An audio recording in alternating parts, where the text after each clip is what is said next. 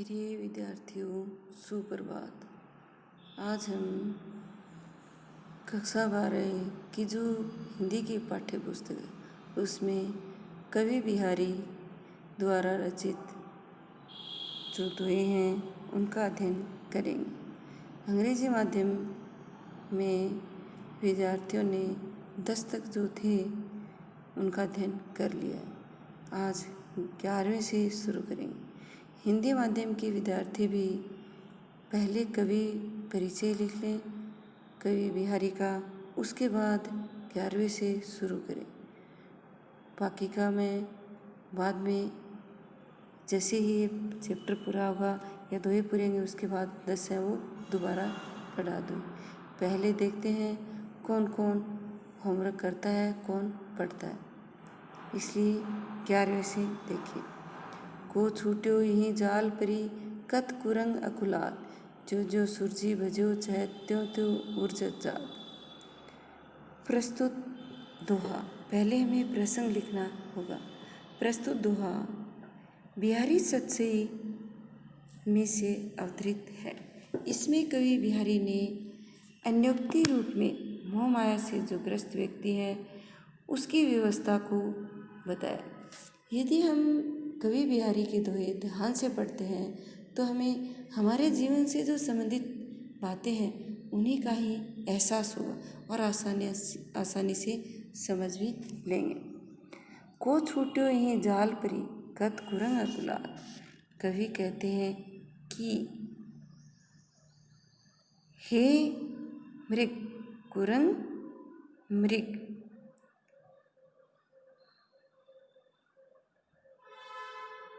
को छूट्यो ही, इस छूटने के लिए, निकलने के लिए, यही जाल, इस जाल में पड़ने के बाद निकलने का प्रयास क्यों कर रहा है, क्यों व्याकुल हो रहा है। यहाँ पे कवि कह रहे हैं किसे संबोधित करके, इसमें कवि मृग को, हिरण को संबोधित करके कह रहे हैं कि हे हिरण, तुम इस जाल में फंसकर अब निकलने का प्रयास क्यों कर रहे हो। तुम्हें पता है कि इसमें जैसे जैसे प्रयास करोगे और ज़्यादा उलझते जाओगे। तो क्या होता है कि को छूट्यो ही जाल पड़ी, इस जाल में पड़कर फंसकर अब क्यों व्याकुल हो रहे हो, अब निकलने का प्रयास क्यों कर रहे हो। अकुलात, व्याकुल होना, अब क्यों व्याकुल हो रहे हो। जो जो सुरजी भजो चाहे त्यों त्यों उर्जो जात। जैसे जैसे इस जाल में सुलझाने का प्रयास करोगे वैसे वैसे ही इसमें उलझते जाओगे।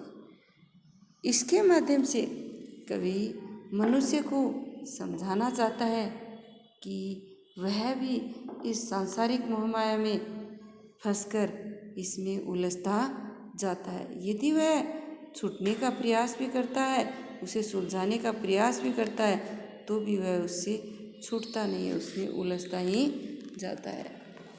मोह माया से यदि मनुष्य, यदि पैसे का, रुपयों का उसे मोह हो जाता है और मनुष्य उसे लगाव हो जाता है, पारिवारिक मोह हो जाता है, सांसारिक मोह हो जाता है, तो व्यक्ति है वो है इससे छूट नहीं पाता है और ज़्यादा व्यथित होता जाता है। जैसे जैसे प्रयास करता है वैसे वैसे इसमें उलझता जाता है। तो एक साधारण सी बात है, जैसे जैसे हम यदि किसी उदाहरण के माध्यम से समझें कि यदि किसी के पास 100 रुपये हैं और उसे 200 दे दे तो वह सोचता है कि मेरे पास खास इससे भी ज़्यादा होते, 1000 हैं उसे 2000 दे दे तो वो सोचे कि 5000 हो। तो वैसे वैसे ही वह क्या है उस मोहमाया में उलझता जाता है। इसलिए उसे इन सब से निकलने का या सांसारिक मोह जाल से मुक्ति का जो रास्ता है वो कठिन बताया है। तो हम इसका विशेष लिखेंगे तो कवि ने सांसारिक मायाजाल को कठिन बताया। दूसरा होगा जो जो त्यों त्यों आया है बार बार, 2 बार, तो इसलिए पुनरुक्ति प्रकाश अलंकार है। और यहाँ पे विरोधाभास भी है। जैसे जैसे सुलझाने का प्रयास करते हैं, कोई भी चीज़ हम उसे सुलझाते हैं तो वो सुलझ जाती है, लेकिन इसमें बताया है कि जैसे जैसे सुलझाते हैं वैसे वैसे यह तो और ज़्यादा उलझती जाती है। इसलिए इसमें विरोधाभास अलंकार भी है और साथ ही अन्योक्ति अलंकार का प्रयोग भी हुआ है।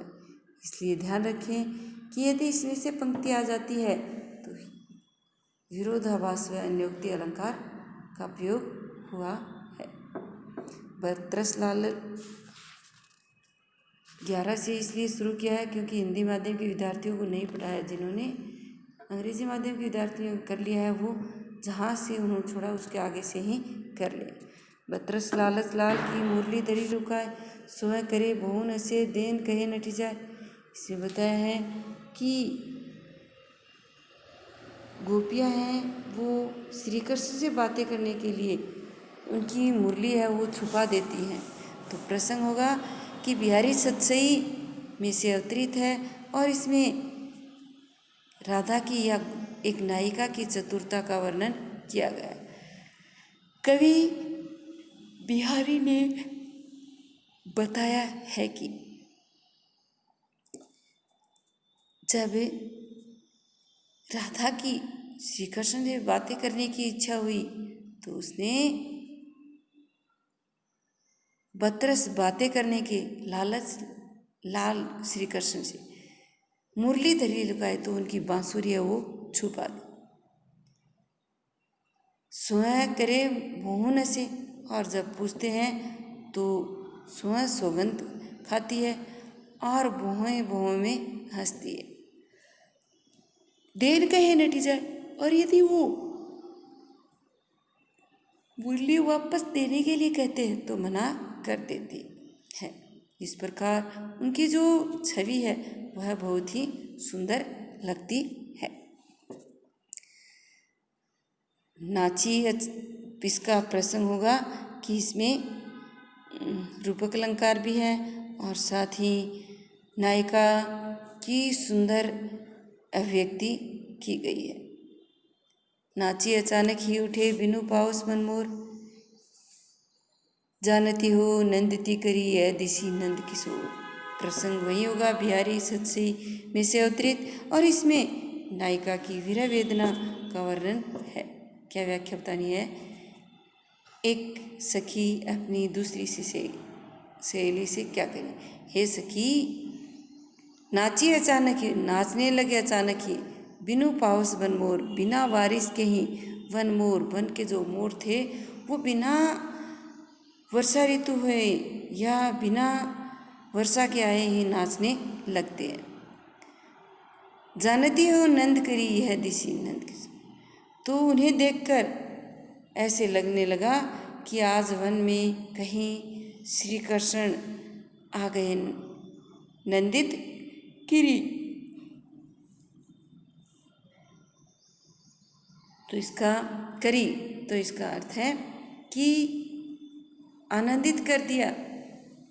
मोर नाचते ही मन भी आनंदित हो गया और ऐसे लगा जैसे श्री कृष्ण है वो वन में घूमने आए हैं। कहने का तात्पर्य है कि जब मोर नाचने लगे उनको भी भ्रम हो गया है कि वर्षा ऋतु है, उसी प्रकार से सभी को भ्रम हुआ, उस सहेली को भ्रम हुआ है कि श्री कृष्ण है वो आए हैं इसलिए मोर नाच रहे हैं।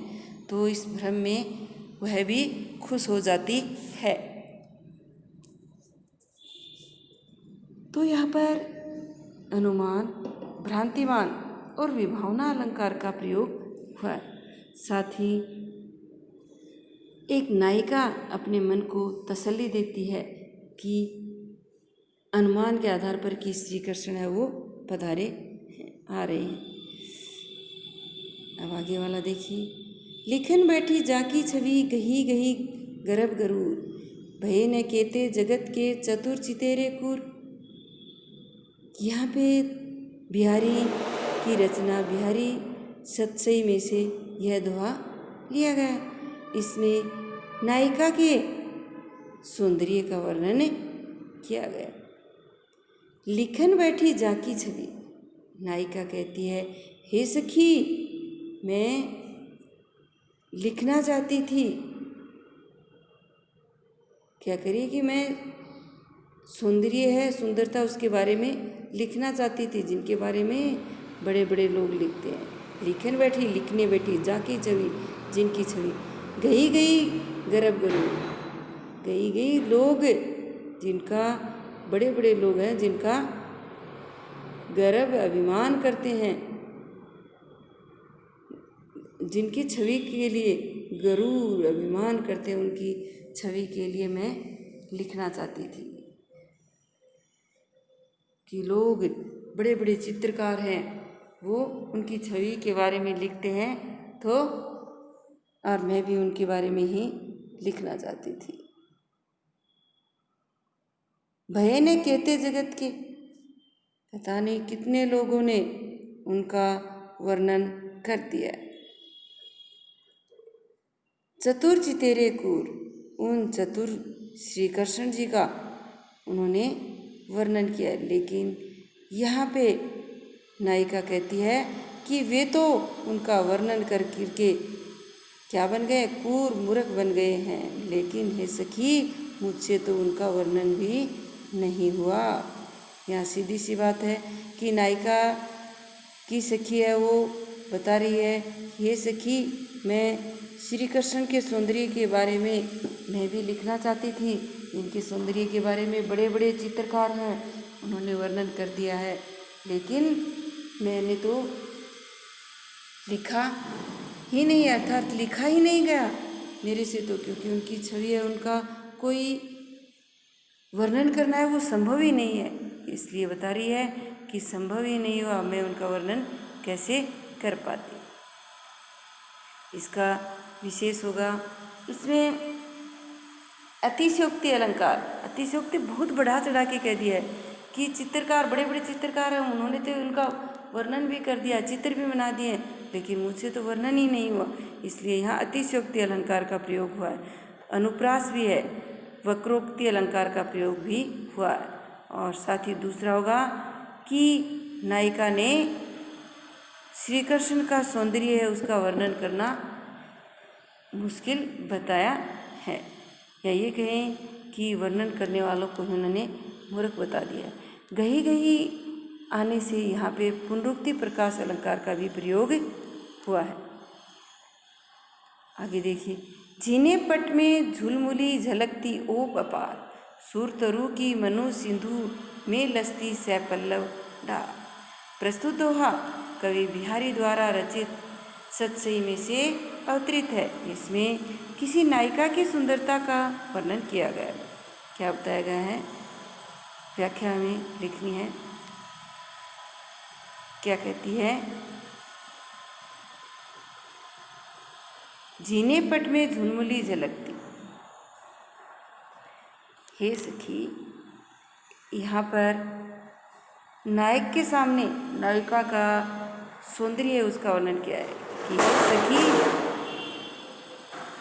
जब नायिका झीना पट पतला जो उसने कपड़ा, पतला जो कपड़ा है उसने धारण कर रखा है, वो झुलमुली झलकती, झुलमुली जो कान में झूल रही है, लटक रही है, वो आभूषण झलक रहा है। अर्थात उसने जो कपड़ा धारण कर रखा है, झीने रंग का पतला सा जो कपड़ा है, उसमें से भी उसके जो कान का आभूषण है वो नजर आ रहा है। ओ पपार, उसकी शोभा है वह भी बहुत ज़्यादा सुंदर लग रही। सुरतरों की मनु सिंधु में लसती सैपल्लव डार, ऐसे लगता है जैसे जो कल्प वृक्ष होता है, सुरतरु जो देवताओं का वृक्ष माना जाता है, सिंधु में जैसे समुद्र में, सागर में कल्प वृक्ष की डालियां लहरा रही हैं, लसती सुंदर लग रही हैं, सैपल्लव पत्तों के साथ, डालियां हैं वो पत्तों के साथ है, वो लहराती हुई या हिलती हुई बहुत ही सुंदर लग रही है। यहाँ पर एक नायिका ने जो कान में आभूषण पहना है उसी के माध्यम से ही उसकी सुंदरता का वर्णन किया गया है कि एक नायिका ने, हे सखी, एक नायिका ने पतले रंग का जो कपड़ा धारण कर रखा है, झीना जो कपड़ा धारण कर रखा है, उसमें से ही उसके कान के जो आभूषण है वो दिखाई दे रहे हैं। अर्थात जो उसने घूंघट निकाल रखा है उसमें से ही उसके कान के आभूषण है वो नजर आते हैं। ऐसे लगता है जैसे सागर के अंदर कल्प वृक्ष के पेड़ की जो डालियां हैं वो पत्तों के साथ हिल रही हैं। यहाँ पे नायिका के जो कान के आभूषण हैं उनकी शोभा कल्प वृक्ष के पत्तों के समान बताई गई है। साथ ही यहाँ पर सुरतरु की मनु सिंधु में मनु आ गया है, मानो मान लिया गया है। यहाँ पे माना गया है कि ऐसे लगता है उसके कान के आभूषण सागर के अंदर कल्प वृक्ष की जो पेड़ है उसकी डालियाँ हैं वो उनके पत्ते हिल रहे हैं। तो इसलिए मनु आने की वजह से यहाँ पर उत्प्रेक्षा अलंकार का प्रयोग भी हुआ है। कहत नटत रीजत खीजत मिलत खिलत लजियात, भरे भुवन में करत है नैननु ही शोभात। यहाँ पर भी हमें प्रसंग लिखना पड़ेगा। प्रस्तुत दोहा कवि बिहारी द्वारा रचित है। इसमें नायक और नायिका आपस में बातें करते हैं, उसका वर्णन किया गया है। एक सखी अपनी दूसरी सहेली से बता रही है कि जब एक भवन के अंदर बहुत से लोग बैठे हुए थे, उनमें दो प्रेमी और प्रेमिका कहें या नायक और नायिका कहें, वो दोनों भी वहाँ बैठे हैं। उस समय वो आपस में बातें करते हैं, उस स्थिति का वर्णन किया गया है। कहत, इसमें बताया गया है, हे सखी, नायक कुछ इशारों में नायिका से कहता है। नटत, वह मना कर देती है। रिजत, और फिर उसके मना करने के भावों से नायक है वो उस पर रीझ उठता है, अर्थात प्रसन्न हो जाता है, उसे और अधिक प्यार हो जाता है। खीजत, और वह फिर नायिका है वो उससे नाराज़ होने का प्रयास भी करके दिखाती है। मिलत, लेकिन फिर दोनों की आंखें मिलती है, खिलती है, चेहरा खिल जाता है। लज्जियात, और नायिका को लज्जा महसूस होती है। भरे भवन में, भरे हुए भवन में सभी लोगों के मध्य करत है, करते हैं, नैननु ही शोभात, आँखों ही आँखों में बातें करते हैं। कि पूरा कमरा भरा हुआ है, उसमें नायक नायिका बैठे हुए हैं और वो दोनों आँखों ही आँखों में इशारा करके आपस में बातें कर रहे हैं। तो सीधा सा बताया है कि वे जब बातें करते हैं तो सबसे पहले नायक, तो इसमें हमें बताना होगा, बिहारी ने बताया है कि एक सखी नायक और नायिका की मिलने की स्थिति का वर्णन करते हुए बताती है कि हे सखी, भरे हुए भवन में दोनों बैठे थे, जिससे लोगों से भरा हुआ भवन है और उसमें नायक और नायिका, प्रेमी और प्रेमिका दोनों बैठे हैं। उसी समय नायक है नायिका से आंखों से इशारा करके कुछ कहता है, वह उसे नटत मना करती है और उसकी उस छवि आंखों ही आंखों में मना करती है तो उसकी छवि को देखकर वो उस पर रीझ जाता है, प्रसन्न हो जाता है। लेकिन नायिका वो थोड़ी नाराज हो जाती है। मिलत, फिर दोनों की आंखें मिलती हैं, फिर चेहरा खिलता है, फिर नायिका को लज्जा महसूस होती है और भरे हुए भवन में दोनों आंखों ही आंखों में इशारा करने की वजह से दोनों उनके जो प्रेम की भावना है उसे प्रदर्शित किया गया है। इसमें श्रृंगार रस का वर्णन किया गया, साथ ही अनुप्रास और विभावना अलंकार का भी प्रयोग हुआ है।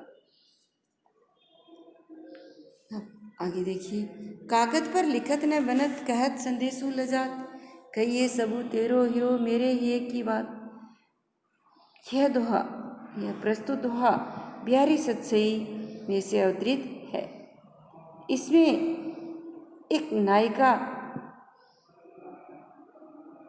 की स्थिति का वर्णन किया गया है, अर्थात नायिका अपने नायक से, प्रेमिका अपने प्रेमी को जब संदेश लिखना चाहती है पत्र में, तो वह संदेश नहीं लिख पाती है, वह विवश हो जाती है।